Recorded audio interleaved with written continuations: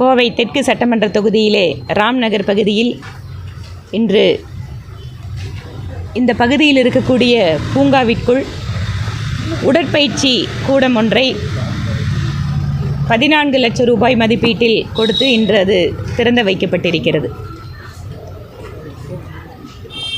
நகர்ப்புற பகுதிகள் இன்று சிறிது சிறிதாக பூங்காக்களை இழந்து கொண்டு வருகிறது. பூங்காக்கள் இருக்கிற இடத்துல இன்று உடற்பயிற்சி கூடம் என்பது அவசிய தேவையாக இருப்பதால் இந்த இடத்துல ஒரு கான்கிரீட் பில்டிங் நாங்கள் எழுப்ப வேண்டியதாக இருக்குது.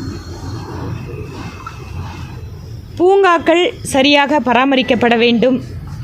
இன்று மக்களுடைய ஆரோக்கியத்திற்காக அதில் நகர்ப்புற பகுதிகளில் வீடுகள் எல்லாம் ரொம்ப சிறிதாக இருக்கிறது.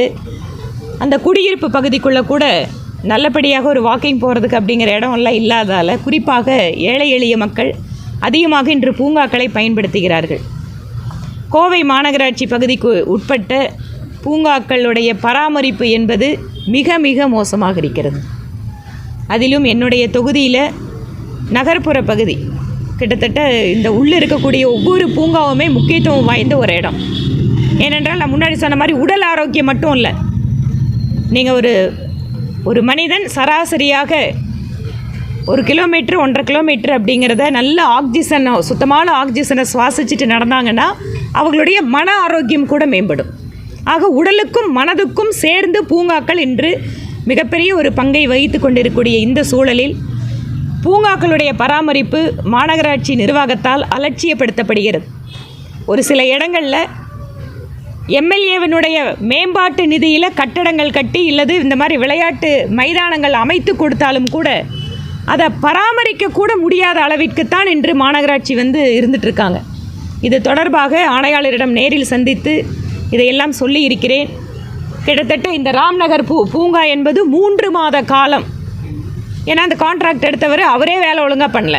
இப்போ கேட்டால் கான்ட்ராக்ட் முடிஞ்சு போச்சுக்கிறாங்க. ஆனால் 3 மாத காலம் பராமரிப்பே இல்லாமல் படுமோசமாக இருக்குது. இதே தான் எல்லா பூங்காக்களுடைய நிலைமை. ஸோ நேரிலும் நான் சந்தித்து முறையிட்டு ஆயிற்று. இது தொடர்பாக அமைச்சரையும் நேரில் சந்திக்கதாக இருக்குது. அதாவது ஒரு பூங்கா விஷயத்துக்கெல்லாம் ஒரு அமைச்சரை பார்க்க வேண்டி இருக்குன்னா வேதனையாக இருக்குது. ஆனால் அதே சமயம் இந்த மாதிரியான பொது இடங்கள் மிக மோசமாக பராமரிக்கப்பட்டால் அது மக்களுக்கு ஒரு மிகப்பெரிய இடர் கொடுத்துட்ருக்கு. ஒரு சில இடங்களில் அங்கே இருக்கக்கூடிய வாக்கர்ஸ் அசோசியேஷன், அங்கே இருக்கக்கூடிய பக்கத்தில் இருக்கிற குடியிருப்பு வாசிகளை எல்லாம் என்கரேஜ் பண்ணிகிட்டே இருக்கேன். நீங்கள் உங்கள் அசோசியேஷனாக சேர்ந்து இதை பராமரிப்பு பண்ணுங்கள், உங்களுக்கே இதை அனுமதி கொடுக்க சொல்கிறோம் அப்படின்னு உள்ளூர் மக்களுடைய பங்களிப்புக்காக நான் முயற்சி நிறைய எடுத்துகிட்ருக்கேன். இவை இல்லாமல் குப்பை அப்படிங்கிறதும் இன்று ஆட்கள் பற்றாக்குறை இருக்கிறதால 4 நாளைக்கு ஒரு தடவை 5 நாளைக்கு ஒரு தடவை எடுத்துகிட்ருக்காங்க. இங்கு சென்றாலுமே மக்கள் இந்த பிரச்சனையை சொல்லிகிட்டு இருக்காங்க. இதை தொடர்ச்சியாகவும் மாநகராட்சியினுடைய கவனத்திற்கு நான் எடுத்து சென்று கொண்டிருக்கிறேன். இது இல்லாமல் இன்று உக்கடம் பகுதியிலே இதே மாதிரி ஒரு உடற்பயிற்சி கூடத்திற்கு அதற்கு தேவையான அங்கே ஏற்கனவே உடற்பயிற்சி கூடம் இருக்குது, தேவையான கருவிகளை வழங்குகிறேன். மாநகராட்சி நிர்வாகத்தில் இருக்கக்கூடிய பல்வேறு இந்த மாதிரி உடற்பயிற்சி கூடங்கள் பழுதடைந்திருக்கக்கூடிய சூழலில் ஒரு சிலதை எடுத்து நாங்களே அதுக்குள்ளே ஜிம்முக்கான எக்யூப்மெண்ட்ஸ் எல்லாம் போட்டு அங்கே இருக்கக்கூடிய இளைஞர்களுக்கு அந்த உதவியை செய்யணும் அப்படின்னு செஞ்சிட்ருக்குறோம்.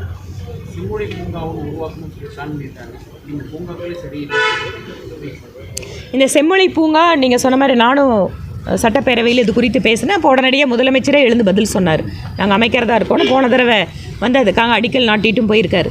ஆனால் அங்கே இருக்கக்கூடிய மத்திய சிறையை மாற்றிவிட்டு அதை மிகப்பெரிய செம்மொழி பூங்காவாக அமைக்கணும் அப்படிங்கிறது அரசாங்கத்தோட திட்டமாக இருந்தது. ஆனால் மத்திய சிறைக்கு இன்னும் ஆல்டர்னேட்டிவ் இடமே பார்க்காம இருக்காங்களே, அது என்ன நடந்துட்டுருக்குன்னே தெரியல. இது எந்த காலத்தில் மத்திய சிறையை மாற்றி எந்த காலத்தில் முழுமையான செம்மொழி பூங்கா வரும்? பேருக்காக அடிக்கல் நாட்டிட்டு ஒரு கொஞ்சம் இடத்துல மட்டும்தான் இப்போ வேலை நடந்துகிட்ருக்கு. அதனால் முழுமையான செம்மொழி பூங்கா எப்போது வரும் என்று எங்களுக்கு தெரியவில்லை.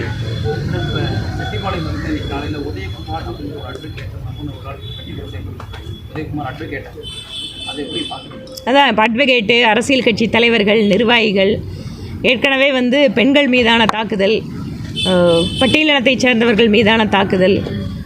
திராவிட முன்னேற்ற கழகத்தினுடைய ஆட்சி என்பது எப்போதுமே ரவுடிகளுடைய ஆட்சி தான். இப்போது கூலிக்கு கொலை செய்யக்கூடிய கும்பல்கள் தமிழகத்தில் பெருகி கொண்டிருக்கிறார்கள். கட்டுப்படுத்துவதற்கு எந்த நடவடிக்கையும் கிடையாது. இதை பற்றி கேட்டால் அமைச்சர்கள் அலட்சியமாக பதில் சொல்கிறார்கள். கூட்டத்தை நடக்கிறத தடுக்க முடியுமா? இல்லை மக்கள் தொகை பெருகிடுச்சு, டெக்னாலஜி புதுசாக வந்துடுச்சுன்னு பதில் சொல்லிகிட்டு இருக்காங்க. இதுதான் இவங்களோட பொறுப்பாக இருக்குது. வயநாட்டில் இருந்த சம்பவத்தை அடுத்து பசுமை தீர்ப்பாயம் தமிழக அரசு சில அறிவுரைகள்லாம் கொடுத்துருக்காங்க. தமிழக அரசோட மலையோட பாதுகாப்பு அதை எப்படி நீங்கள் பார்க்குறீங்க? கொடைக்கானல், ஏற்காடு இந்த மாதிரி மலைகள்லாம் நிறைய இடங்களில் இன்றைக்கு டூரிசம் அப்படிங்கிறது ஒரு பக்கம் பெருகணும் அப்படின்னு முயற்சி எடுக்கிறோம். டூரிசம் பெருகினா உள்ளூர் மக்களுக்கு பொருளாதார வளர்ச்சி வரும், இதன் வாயிலாக புதிய வேலைவாய்ப்பு வரும் அப்படின்னு டூரிஸ்ட்டை இம்ப்ரூவ் பண்ணும்போது இந்த மாதிரி குறிப்பாக மலைத்தொடர்கள், மலை சார்ந்த காடுகள் சார்ந்த பகுதிகளில் தான் இன்றைக்கி டூரிஸ்ட்டுக்கு வந்து போகக்கூடிய நபர்கள் அங்கே தான் விரும்புகிறாங்க. ஏன்னா நகர்ப்புற நெருக்கத்திலிருந்து நல்லபடியாக வெளியில் போயிட்டு வரணுன்னா இந்த மாதிரி இடத்துக்கு ஒரு டிமாண்ட் வருது. அதை பயன்படுத்தி கொண்டு எந்தவித ஒரு முறையான அனுமதி பெறாமல் அதிகாரிகளை கைக்குள் வைத்துக்கொண்டு அல்லது அரசியல் தலைவர்களை எல்லாம் கையில் வச்சுட்டு ரெசார்ட்டு கட்டக்கூடியது, அதன் வாயிலாக முழுவதுமாக இயற்கையினுடைய நலனை புறக்கணிக்கின்ற போக்கு இப்போது தமிழகத்தில் அதிகரித்து வருகிறது. ஊட்டியில் பார்த்தீங்கன்னா இந்த தடவை நாங்கள் டோக்கன் கொடுத்ததுக்கப்புறம், அதாவது பர்மிட் கொடுத்ததுக்கப்புறம் வாங்கன்னு சொல்கிற அளவுக்கு தான் நிலைமை இருந்தது. அது மட்டும் இல்லாமல் ஒவ்வொரு முறையுமே பசுமை தீர்மானம் மாதிரி உயர்நீதிமன்றம் மாதிரி ஒரு சில தீர்ப்புகள் வாயிலாகத்தான் இன்று காடுகளும் மலைகளும் காப்பாற்றப்பட்டு கொண்டிருக்கிறது. அரசுக்கோ அதில் இருக்கக்கூடிய நிர்வாகிகளுக்கோ ஒரு தொலைநோக்கு பார்வையோட திட்டங்கள் இல்லாது மிகப்பெரிய வருத்தம். வயநாடு மாதிரி மேற்கு தொடர்ச்சி மலைத்தொடர் என்பது ஒரு ரொம்ப பழமையான மலைத்தொடர். அங்கேயே இந்த மாதிரி சரிவுகள் வருதுன்னு சொன்னால் மிக மிக ஆபத்தானது. இது அரசு ஏற்கனவே இருக்கக்கூடிய விதிமுறைகளை சரியாக பின்பற்றுகிறார்களா அப்படின்னு பார்த்தாலே பாதி பிரச்சனை குறையும். கடந்த மாதம் தொண்டாமுத்தூர் 2 நாளைக்கு முன்னாடி கோயம்புத்தூர் ஸ்டூடெண்ட்ஸ் மத்தியில் கஞ்சா போதை வகுப்பறையிலே வச்சு சாப்பிட்டுக்கிறாங்க.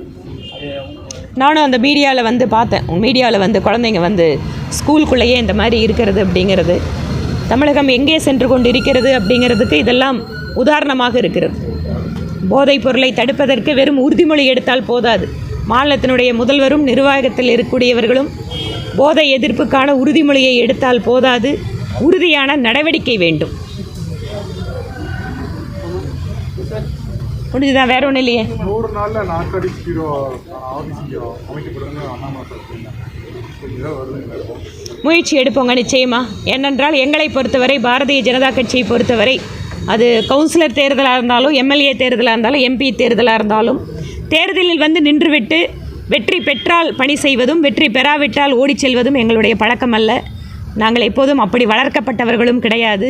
அதனால் என்ன வாக்குறுதி மக்களுக்கு கொடுத்துருக்கிறோமோ, மத்திய அரசாங்கம் எங்களிடம் இருக்கிறது. மத்திய அரசாங்கத்திலிருந்து என்னவெல்லாம் வாக்குறுதி கொடுத்துருக்கிறோமோ, எங்கள் சகோதரர் மாநில தலைவர் அண்ணாமலை அவர்கள் கொடுத்த வாக்குறுதியை ஒவ்வொன்றாக நாங்கள் நிறைவேற்றுவோம்.